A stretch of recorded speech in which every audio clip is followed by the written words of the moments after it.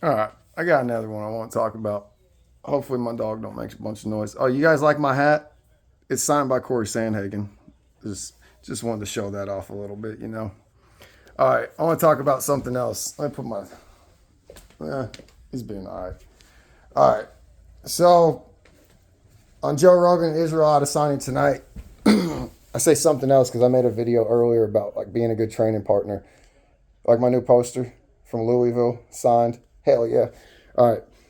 Um, Israel was on Joe Rogan, his most recent episode. What are you doing, Cody? Go away, weirdo. And something they got to talking about. I don't know if they were just talking about rule changes. Yeah, it led them to. Hold on. All right. So I feel like they were talking about rule changes, but I'm not positive on that. It's like Joe's always talking about how he thinks there shouldn't ever be a stand up, and then they started talking about soccer kicks and a couple other things. Um, if you're just now watching this video and you haven't watched my stuff before, I lean towards striking. I have a bias in striking. And when I grapple, I'm not gonna grapple in a fight unless they fall down and I have to finish. Like I'm not gonna grapple in a fight. I'm never gonna be that guy. But if it's like grappling practice, like it's the day at the gym where everyone's rolling, then I'm gonna grapple. You know what I mean? It's like, but it's not my love. Something I found early on in grappling is it's like, especially where I was at, it's like there were just a bunch of dudes that wanted to be tough and like slam you on the ground and like be fat and lay on you. It was really awkward.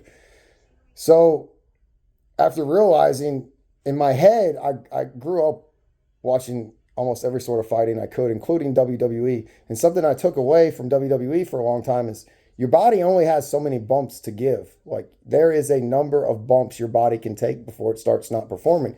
So when people are slamming you on the mat at fucking practice, it's like fucking stupid, especially when I got into the sport as a hobby. Like I wasn't trying to compete.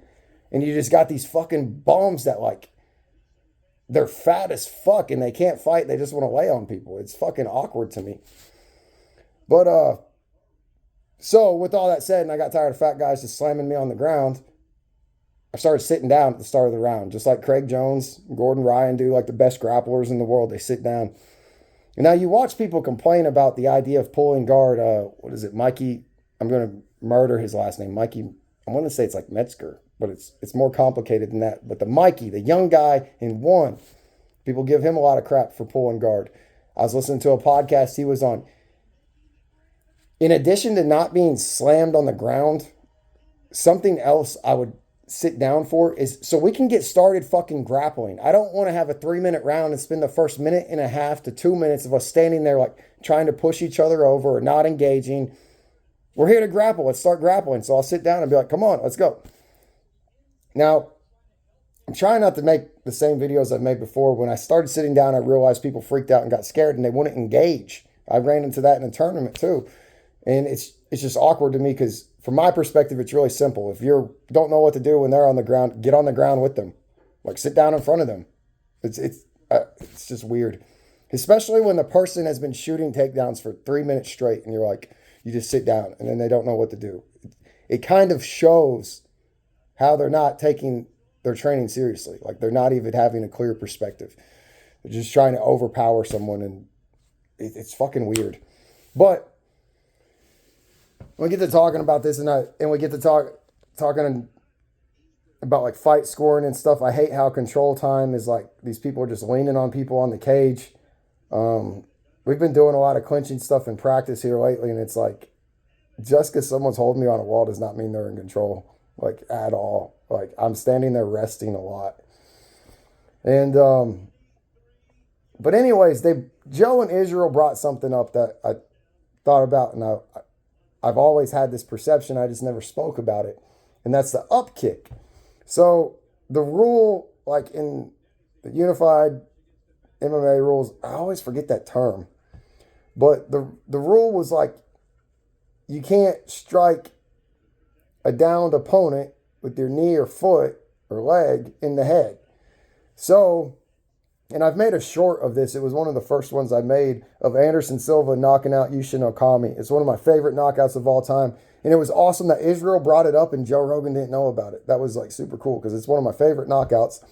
But Anderson got disqualified for it. And this was before Anderson was in the UFC. It was at Ready to the Rumble on the Rock, I think is the name.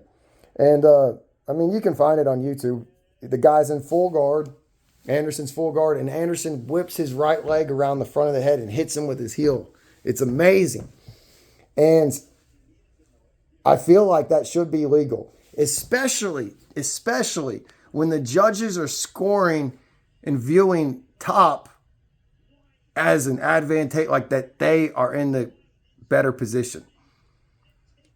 And there's very few fighters who can get over that. Like, I don't think there is anyone in the world who is going to go get on top of Ryan Hall and say they are in an advantageous position. But by not allowing these kicks from the bottom, we are benefiting the grappler. Does that make sense? A lot of people would say, well, they stand them up so it benefits the striker. You've taken away strikes from someone on the bottom. One of the most powerful strikes and one of the most difficult to get your body to be able to effectively do. Like, if you could imagine the change in the game if that became a common strike, bringing your foot around to the front of their guard and hitting them in the face. You wouldn't have anybody sitting up in guard anymore. Everyone would be face down in the guard. And then when they're face down in the guard, it's harder to there's times when you want to posture up and there's times when you don't. And it changes the whole game when that kick is around.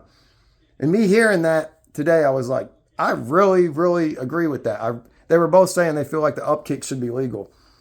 And when they're describing it as an up kick, there's also like, if your opponent is standing and you're flat on your back, like they scored a knockdown or they tripped you and they're not coming down and engaging, there's that powerful, just straight up kick. And when they say it like that, I think it gets confusing.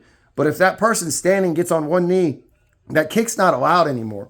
So fighters will do that a lot. They'll get on one knee, but they have huge posture and they're wrestling and moving your legs around, and you can't strike them in the head with your leg. And then you also, because of the head, you have to be wary of something else that I've been seeing this a lot. I've been seeing this a lot lately.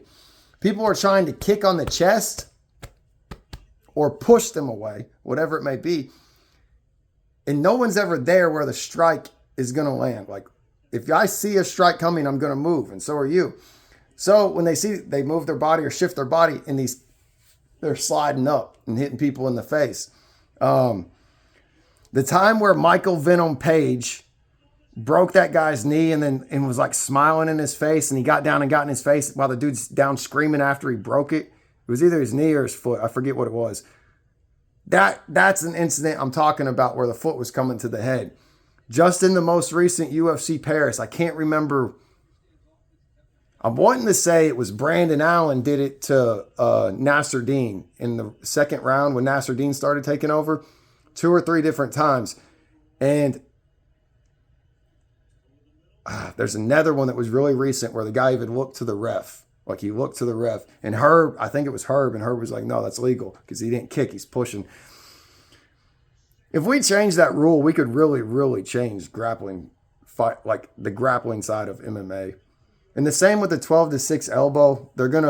They are changing that rule, and I believe that they are changing the knee rule. I think it's both knees are going to have to be down now, and one knee does not save you. I think. I'm not positive on that. But then every commission in every state has to agree. I've made a video about that before. It's like, if you fight in Arkansas, which is where I'm at, a certain set of rules. You go to Mississippi, completely different set of rules. Like, you can 12-6 in Mississippi. It's crazy. You go to Missouri, completely different set of rules. Like, it's crazy. New York, different set of rules. Someone has to be fully standing before you can strike them in the head with a leg. It's not even just not having a knee engaged. And I don't know. That's interesting. But in short, I think that a grounded opponent, especially when you're in the grappling situation, when you're in someone's guard, you should be allowed to strike their head with your foot if you're the person on the bottom. Yeah, definitely. Now it's got me thinking, should that person on top be able to, like, And then you start dealing with stomps. I don't know. But I'm usually the guy on bottom if I'm grappling, so I'm biased, and I want to be able to throw that kick because I can throw that kick. Like, it's an awesome kick. I saw Silva do it, and I worked on it, and I'm like, man, I want to do it. But yeah, concepts with Kimbler, big time players make big time plays. Making that Tootsie Roll, baby.